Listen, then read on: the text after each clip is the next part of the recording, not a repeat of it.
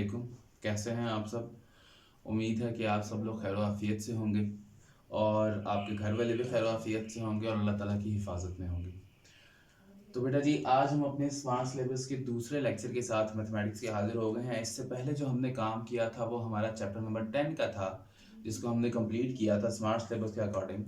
आज इंशाल्लाह हम चैप्टर नंबर 11 को यहाँ पे ख़त्म करेंगे और चैप्टर नंबर 12 की कोशिश करते हैं। अगर चैप्टर 11 जल्दी ख़त्म हो जाता है तो चैप्टर 12 को भी यहाँ आज थोड़ा बहुत हम टच करेंगे। कोई एक आध जो थ्योरम है वो हम लाजमी यहाँ पर करेंगे। तो बेटा जी, चैप्टर नंबर 11 में हमारा जो चैप्टर है वो है जी पैरेललोग्राम्स एंड ट्रायंगल्स। लेकिन इसमें हमारे पास सिर्फ हमारे स्मार्ट सिलेबस में तो सिर्फ रिव्यू एक्सरसाइज ही है, तो हम उसी को करेंगे। लेकिन उससे पहले एक छोटी सी जो डेफिनेशन है वो आपको नजर आ रही है पेज नंबर 199 पे। आपको लिखा हुआ नजर आ रहा है थ्योरम 111.1.1 और जिसमें लिखा हुआ है in a parallelogram opposite sides are congruent, opposite side angles are congruent and the diagonals bisect each other. ठीक है, ये बड़ी सिंपल सी बात है। अगर हम यहाँ पर कोई डायग्राम बना लेते हैं पैरेललोग्राम की, ये वाली, ये पैरेललोग्राम की डायग्राम हम बना लेते हैं एक डायग्राम। अब वो कह रहे थे कि इसकी जो ऑपोजिट साइड्स है, ये ऑपोजिट साइड्स एक दूसरे के कॉन्ग्रुएंट होंगी, ये वाली जो साइड्स हैं। ठीक है, इनके जो ऑपोजिट एंगल्स हैं ये वाले, ये भी कॉन्ग्रुएंट होंगे। इसका ऑपोजिट एंगल जो है वो ये वाला होगा, ये भी कॉन्ग्रुएंट होंगे। और वो कह रहा है कि जो डायगोनल्स हम लगाते हैं, डायगोनल्स क्या होते हैं कि किसी पैरेललोग्राम की एक कॉर्नर से दूसरे कॉर्नर तक जो हम लाइन लगाते हैं, ये वाली, ये इसको हम कहते हैं जी डायगोनल। ठीक है, और दूसरा डायगोनल हमारा कुछ इस तरह से आ जाता है। ठीक है, अब यहां पर अगर हम देखें तो इन दोनों डायगोनल्स ने एक दूसरे को इंटरसेक्ट किया है और इंटरसेक्ट करते हुए एक दूसरे को हाफ कर दिए। जैसे ये हाफ इधर, ये हाफ इधर हो गया, ये हाफ इधर हो गया, ये हाफ इधर हो गया। यानी कि इसने क्या किया दिया, इसको बाइसेक्ट कर दिया। बाइसेक्ट का मतलब होता है divide into two equal parts, के दो इक्वल पार्ट्स में किसी चीज को डिवाइड कर देना, उसको हम कहते हैं बाइसेक्शन करना, बाइसेक्ट कर देना। तो वो कह रहे हैं जो डायगोनल्स है वो एक दूसरे को बाइसेक्ट करते हैं। अब इसके ऊपर थ्योरम 11.1.1 के ऊपर आप एक छोटा सा शॉर्ट क्वेश्चन यहाँ पे लिख लें। अगर आपसे कभी पूछ लिया जाए what do you know about parallelogram. ठीक है, पैरेललोग्राम के बारे में आप क्या जानते हैं? तो वो जो 3 पॉइंट्स आपके वहां पर लिखे हुए हैं, आपने वही पॉइंट लिखने हैं और याद रखना है कि पैरेललोग्राम का जो साइन होता है वो ये पैरेलल, ठीक है, और साथ होता है ग्राम। ठीक है, तो इसका मतलब भी यही होता है पैरेललोग्राम, क्योंकि ये वाला जो साइन है ये किसका होता है, पैरेलल का होता है। क्योंकि इसकी ऑपोजिट साइड्स एक दूसरे के पैरेलल होती हैं, इस वजह से कहा जाता है कि इसको हम पैरेलल का नाम भी देते हैं। ठीक है, तो बच्चों इस चीजों को ये चीज आपने याद रखनी है शॉर्ट क्वेश्चन को। ठीक है, अच्छा चले इसको बाद में रेज करते हैं। अब मैं यहाँ पे कुछ बातें आपको बताने लगा हूं। अगर हम दोबारा से एक पैरेललोग्राम बना लें, ठीक है, कि यहां से बेटा एक तो होते हैं इनके ऑपोजिट एंगल्स, लेकिन कुछ यहाँ पर अल्टरनेट एंगल्स भी होते हैं। अल्टरनेट एंगल्स का मतलब ये है कि आपकी दूसरी साइड पे बनने वाला ऑपोजिट एंगल। यानी कि सपोज के यहाँ पर अगर आपका कोई एंगल बनता है, देखिए ना, एक तो अंदर ये बने हुए हैं, ठीक है, यहाँ से ये है, इधर से ये है, इधर से ये बना हुआ है। ठीक है, अगर मैं पूछूं कि इसका अल्टरनेट एंगल कौन सा है, यानी कि इसके ऑपोजिट साइड वाला एंगल इसके कॉन्ग्रुएंट होगा, इट मींस कि इसके ऑपोजिट साइड वाला एंगल कौन सा है, ये वाला, ये एंगल इसका कॉन्ग्रुएंट होगा, अल्टरनेट एंगल। अगर हम ऊपर बना देते हैं यहां पर, तो ये एंगल किसके ऑपोजिट होगा, इस एंगल के ऑपोजिट होगा, यानी कि ये इसका अल्टरनेट एंगल होगा, तो ये एक दूसरे के इक्वल हो जाएंगे। ठीक है, अगर हम उसको यहां बना देते हैं इधर और एक एंगल हम बना देते हैं इधर, तो इसका अल्टरनेट ये वाला एंगल होगा और इसका अल्टरनेट ये वाला एंगल होगा। तो इस तरह से जो आपके अल्टरनेट एंगल है वो एंगल जो इसकी ऑपोजिट साइड पे कॉन्ग्रुएंट होते हैं, तो वो इस तरह से कुछ होंगे, इनके क्रॉस यहाँ पर बनेंगे। ठीक है, ये इधर और वो उधर। ठीक है, तो इस तरह से जो एंगल है अल्टरनेट कॉन्ग्रुएंट एंगल जिनको कहा जाता है, ये भी एक दूसरे के इक्वल होते हैं। ठीक है, तो यही चीज है पूरे चैप्टर के अंदर और मेरे ख्याल में इस चैप्टर के अंदर फिलहाल यहाँ पर कोई चीज़ नहीं है। और अब हम सीधा चलते हैं हमारी रिव्यू एक्सरसाइज की तरफ, जो कि पेज नंबर 208 पे आप लोगों को नजर आ जाएगी। ले जी, इसको मैं रेज कर रहा हूँ, इसको रेज कर देते हैं और हम चलते हैं हमारी रिव्यू एक्सरसाइज की तरफ और देखते हैं कि उसमें वो हमें क्या कह रहा है। ले जी, हम आ गए हमारी रिव्यू एक्सरसाइज की तरफ। ले जी ये हमने लिख दिया रिव्यू एक्सरसाइज, ठीक है बच्चों। और इस रिव्यू एक्सरसाइज के 3-4 क्वेश्चंस हैं वही हमने यहाँ पर करने हैं, ठीक है। तो देखते हैं जहाँ, चले हम इस तरह से कर लेते हैं कि आज सिर्फ इस रिव्यू एक्सरसाइज 11 को ही करते हैं, ओके। और उसके बाद फिर अगले लेक्चर में हम इंशाल्लाह दोनों थ्योरम्स जो हैं वो इकट्ठे करेंगे ताकि आप लोगों को अच्छे तरीके से समझ में आ जाए। तो बेटा जी ये आपके पास है, अगर हम यहाँ से देखें तो हमारे पास क्वेश्चन नंबर क्या है, क्वेश्चन नंबर हमारे पास 3 है। नहीं जी क्वेश्चन नंबर 3 है हमारे पास। अब हमारे पास उसने क्या लिखा है, यहाँ पर एक डायग्राम उसने बनाई है पैरेललोग्राम की, जो इस तरीके से एक बड़ी खूबसूरत सी डायग्राम हम यहाँ बना लेते हैं। पता नहीं वो आपको ये खूबसूरत लगती है या नहीं, चलो कोई नहीं, मुझे क्या, मैंने तो काम करवाना है ना, कोई नहीं। अच्छा जी चलो नहीं जी ये लाइन बिल्कुल गंदी लग रही है, इसको ज़रा ठीक कर लेते हैं हम। बच्चे सोच रहे होंगे मास्टर जो है वो पेंटर बनने की कोशिश कर रहा है लेकिन बना नहीं जा रहा। चलो पता है मुझे सारा कुछ, आप यही सोचते हैं। चलो कोई सोचते हैं। ले बेटा जी हमारे पास हमने कहा कि हमारे ऑपोजिट एंगल्स एक दूसरे के इक्वल हैं, ठीक है। ये लो जी एक अंकल भाई बहुत ऊंचा ऊंचा बोल रहे हैं, इनकी भी साथ साथ सुनते हैं और हम अपना काम भी करते हैं। ले जी यहाँ पर ये हमारे पास आ जाएगा n डिग्री, ये आ जाएगा 75 डिग्री। ये क्या दिया है उसने हमें, ये है जी m और सामना है जी x। ये हमारा है जी m डिग्री, ये हमारा है जी x डिग्री, और यहाँ पर जो मौजूद है वो हमारा है जी y डिग्री। ले जी अभी हमने पढ़ा, यहाँ पे लिखेंगे इसको, ये अननोन वैल्यूज x मतलब एक वैल्यू दी है और उससे हमने ये 4-5 वैल्यूज निकालनी है। तो देखते हैं यहाँ पे लिखते हैं जी as we know that in parallelogram opposite angles are congruent, ठीक है जी। ऑपोजिट एंगल्स यहाँ पे कॉन्ग्रुएंट होते हैं, ओके। सो यहाँ पर क्या होगा, n डिग्री फिर किसके इक्वल होगा बच्चों, 75 डिग्री के इक्वल होगा, क्योंकि ये दोनों एंगल्स एक दूसरे के ऑपोजिट हैं, तो ये दोनों एक दूसरे के इक्वल होंगे, ठीक है। अभी हमने कहा, अभी हमने थोड़ी देर पहले पढ़ा alternate angles are also congruent, ये भी हमने पढ़ा अभी थोड़ी देर पहले, ऐसे ही था। अभी हमने क्या पढ़ा, alternate angles are also congruent। तो मुझे देख के बताएं कि एंड का alternate एंगल कौन सा जी, ये वाला जो एंगल है वो क्या है, alternate एंगल है इसका। तो यहाँ हम लिख सकते हैं कि हमारा y डिग्री किसके इक्वल है, n डिग्री के, और n किसके इक्वल है, 75 के। तो यहाँ आ जाएगा y degree is equal to 75 degree. तो ये बेटा हमारे पास दूसरा एंगल भी यहाँ पर मौजूद है, ठीक है। नेक्स्ट पे हम चलते हैं।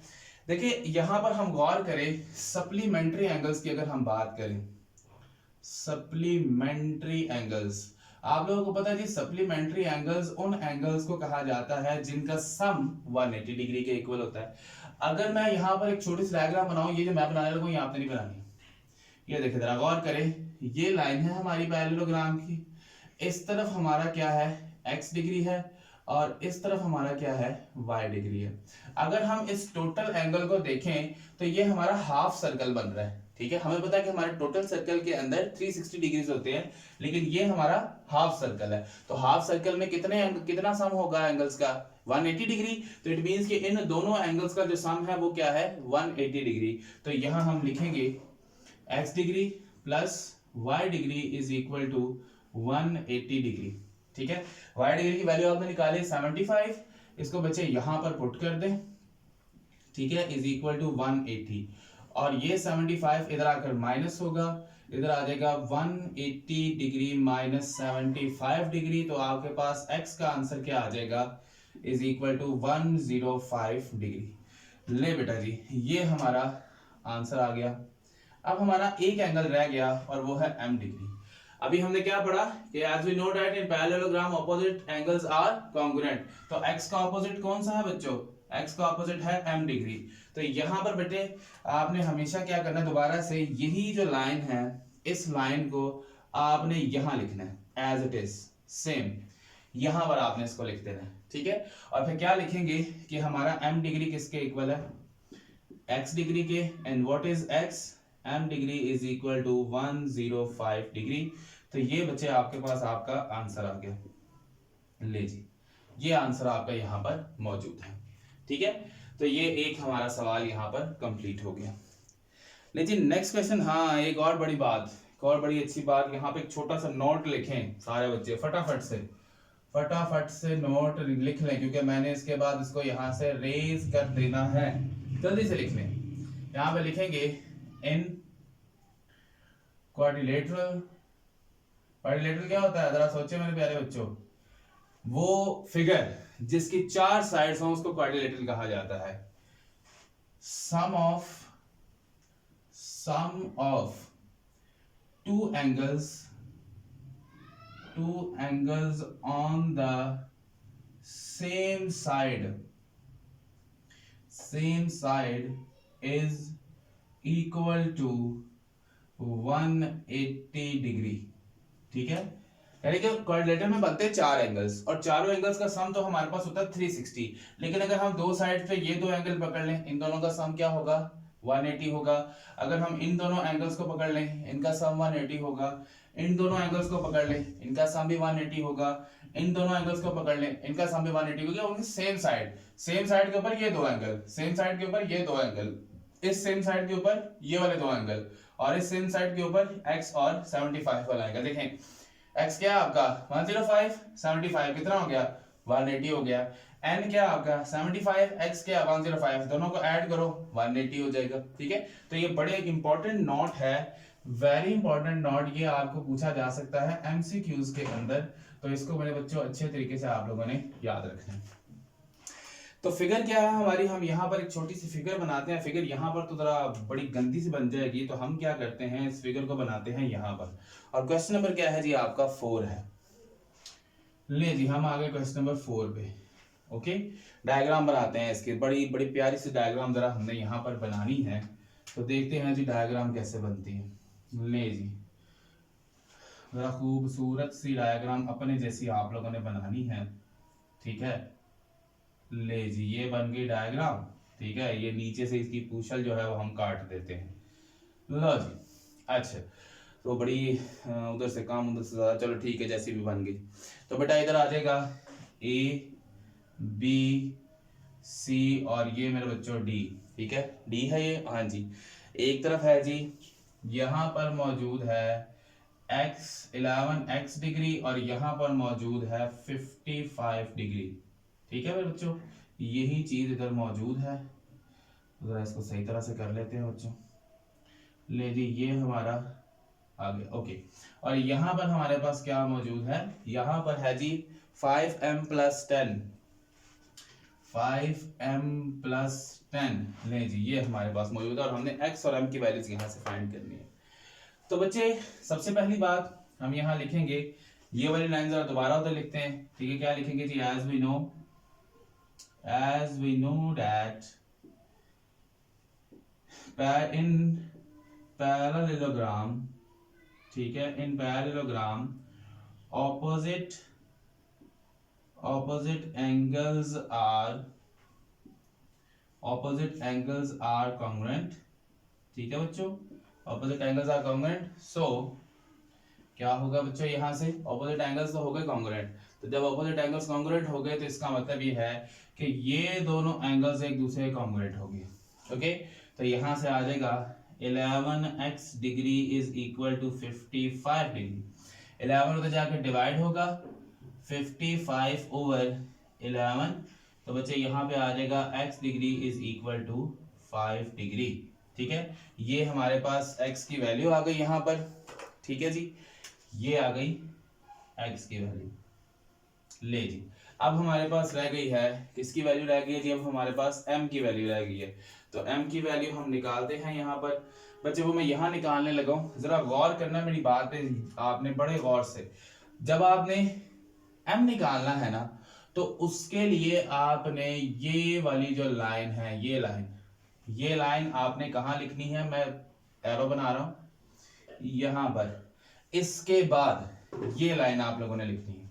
ठीक है, मैं फिर से कह रहा हूं कि इसके बाद इस x के बाद आप लोगों ने ये लाइन यहां पर लिखनी है। ठीक है जी, लो जी गुब्बारे बेचने वाला आया बाहर, जिसने जाना भाग के फटाफट ले आओ, पूं पूं कर रहा है वो।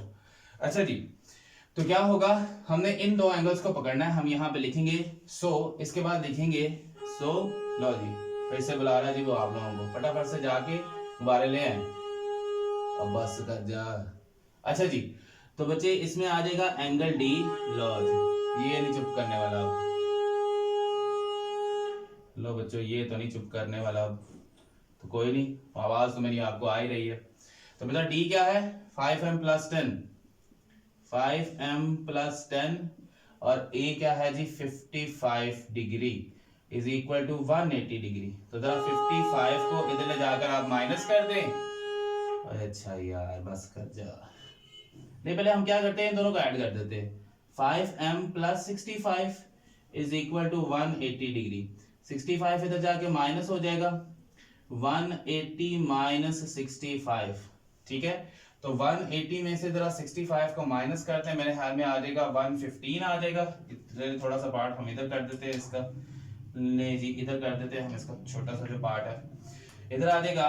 5m इज इक्वल टू क्या आ जाएगा, 180 में से 60 माइनस करेंगे 120, 5 और माइनस कर दें 115 हो जाएगा। तो ये इधर जाकर डिवाइड होगा, 115 डिवाइडेड बाय 5, तो सोचे क्या आंसर आएगा। अब मैंने तो सोच लिया हुआ है जी, इसका आंसर आएगा 23, और अब आप लोग क्या सोचते हैं वो आप लोग की अपनी मर्जी पे, मैंने तो 23 लगाना है, ठीक है। तो मैं फिर से जरा थोड़ा सा बता दूं आप लोगों को, पहले आपने ये काम करना है, ठीक है, और इस काम को करने के बाद आपने ये लाइन लिखनी है, ठीक है, ये वाली लाइन आपने इसकी लिखनी है, और इसको लिखने के बाद फिर आपने यहाँ से ये काम करना है, और फिर इधर से आपने इस तरफ आ जाना है, ठीक है बच्चों, यही काम आप लोगों ने यहाँ पर करना है, ठीक है। तो चले इसको नोट कर लें, अब इसके फिर बाकी जो सवाल रह गए वो करते हैं, फटाफट नोट कर लें। लो बच्चों, तो अब आपका यहाँ पर क्वेश्चन नंबर 5 मौजूद है इस रिव्यू एक्सरसाइज का, और इसके अंदर भी आपने क्या करना है, m और n की वैल्यू को फाइंड करना। उसमें लिखा हुआ है the given figure LMNP is a parallelogram, find the values of MN, ठीक है, इस वैल्यू को आपने फाइंड करना है, ठीक है जी।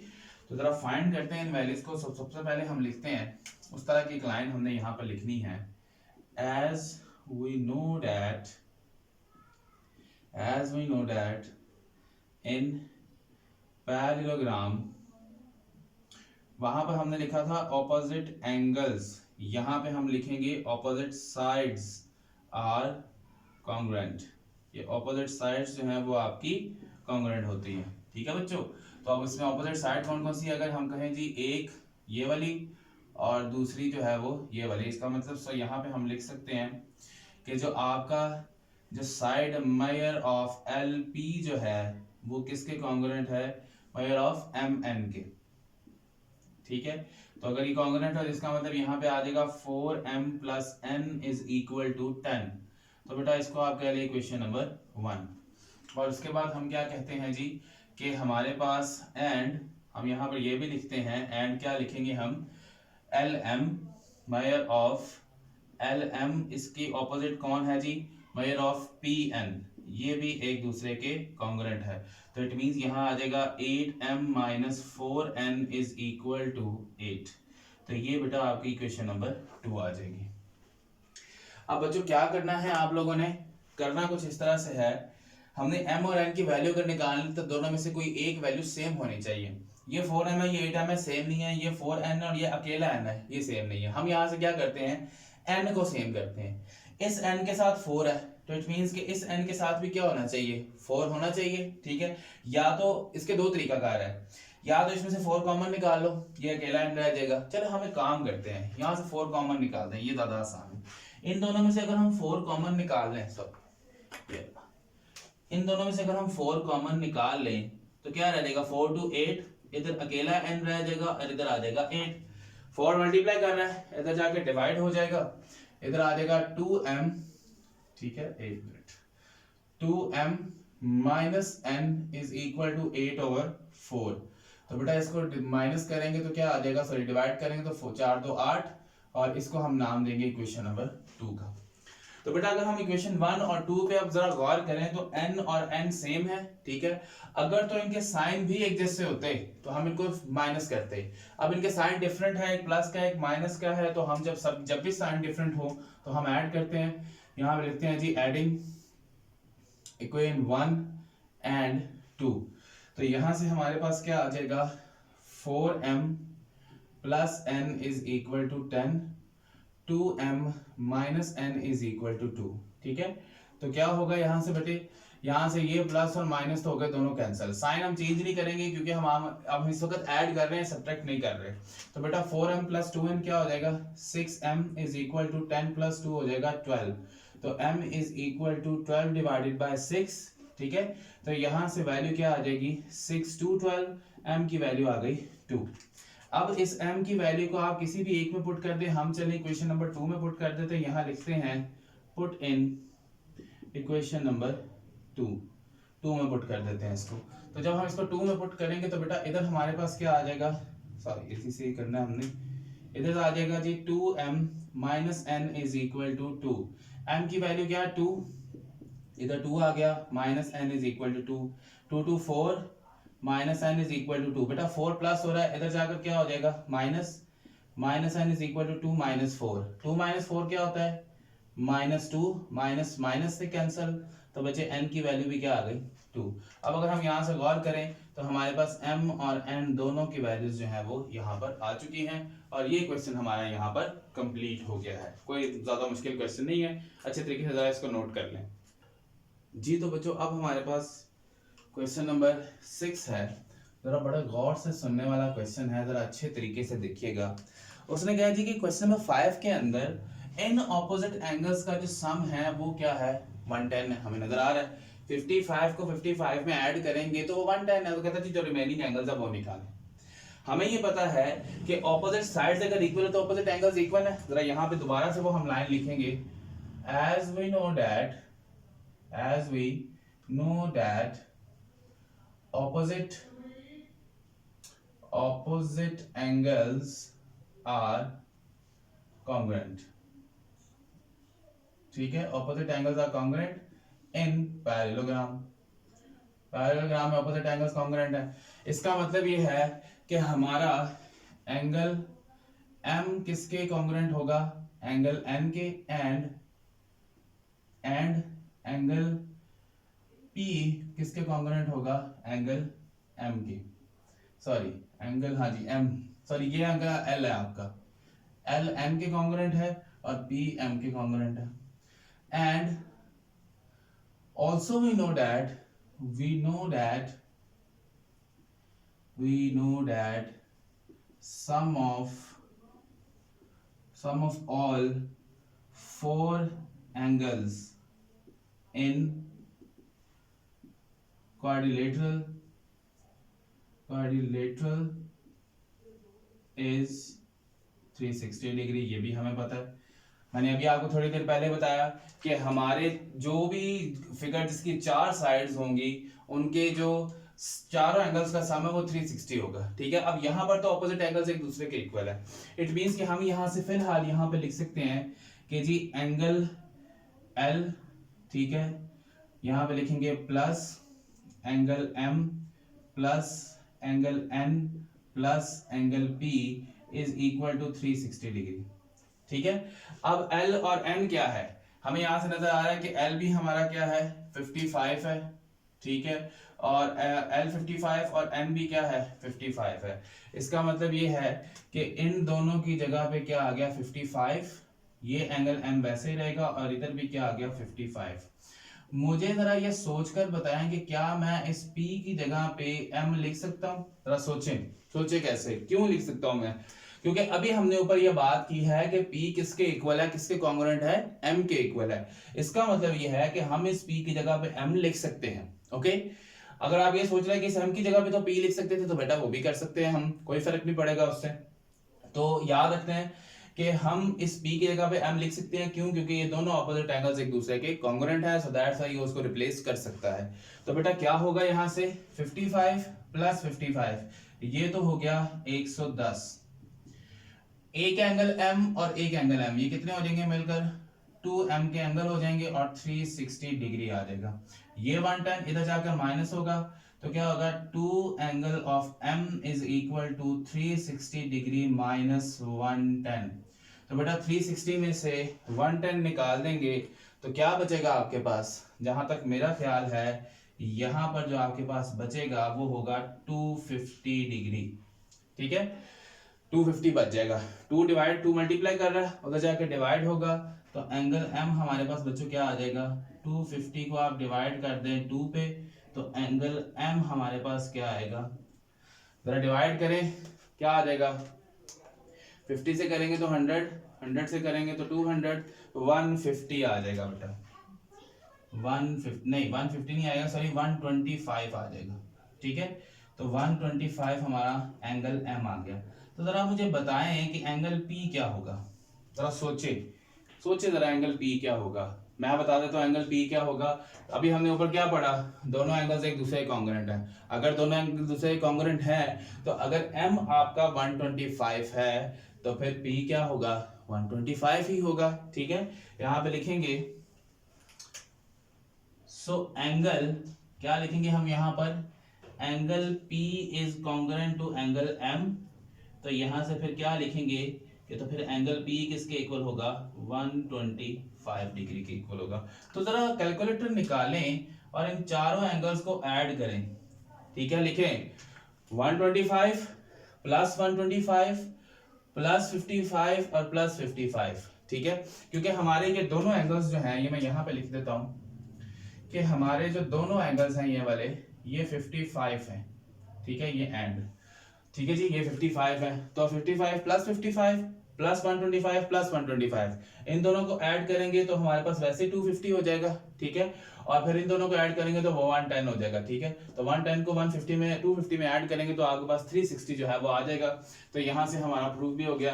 तो बेटा मैं फिर से बता रहा हूँ कि ऑपोजिट एंगल्स एक दूसरे के इक्वल हैं। ठीक है, तो ये ऑपोजिट एंगल्स मैंने लिख दी हैं। अब हमें ये पता है कि हर वो डायग्राम जिसके 4 साइड्स हों तो उनके चारों एंगल्स का सम 360 होता है, वो भी मैंने यहाँ लिख दिया। अब उसके बाद ये एंगल आपका 55 का था और ये एंगल आपका 55 का था, लिख दिया हमने। ये वैसे लिखा, लेकिन P की जगह पे मैंने क्या लिख दिया, M। क्यों लिख दिया, क्योंकि हमने कहा हुआ कि दोनों ऑपोजिट एंगल्स जो हैं वो कॉन्ग्रुएंट है तो एक दूसरे की जगह रिप्लेस कर सकते हैं।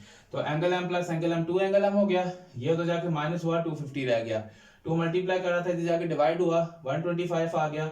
अब इसके अकॉर्डिंग दोनों कॉन्ग्रुएंट है, अगर M 125 है तो P भी क्या होगा, 125 ही होगा। तो फटाफट जरा इसको नोट कर लें जल्दी से। हाँ जी, कर लिया जी, मेरा ख्याल है तो कर लिया होगा आप लोगों ने। या वीडियो को पॉज कर लें और इसको नोट कर लें। चलिए जी, ले बच्चों, आज हमने क्या काम किया, आज हमने इंशाल्लाह अल्हम्दुलिल्लाह हमारा चैप्टर नंबर 11 जो है वो भी कंप्लीट कर लिया है। इंशाल्लाह जब हम नेक्स्ट लेक्चर में जब हम आएंगे तो वहाँ पर इंशाल्लाह हम चैप्टर नंबर 12 की 2 थ्योरम्स और रिव्यू एक्सरसाइज कोशिश करेंगे कि वो सारी कंप्लीट हो जाए। ठीक है, तो बच्चों मुझे ये उम्मीद है कि आप लोगों को ये अच्छी लगी होगी वीडियो और समझ में भी आई होगी। इसमें से कोई चीज़ अगर आपको समझ ना लगी हो तो आप मुझे कमेंट सेक्शन में बता सकते हैं कि आप लोगों को कौन सी चीज़ समझ नहीं आई, तो हम उसको दोबारा से यहाँ पर रिपीट कर लेंगे। तो मेरे प्यारे बच्चों, अपना बहुत सारा ख्याल रखिएगा, अपने घर वालों को भी ख्याल रखिएगा। अल्लाह ताला आप सबको अपनी हिफाजत में रखे। सो बेटा make sure you like share and subscribe so that you get notifications. फी अमान अल्लाह, अल्लाह हाफिज़।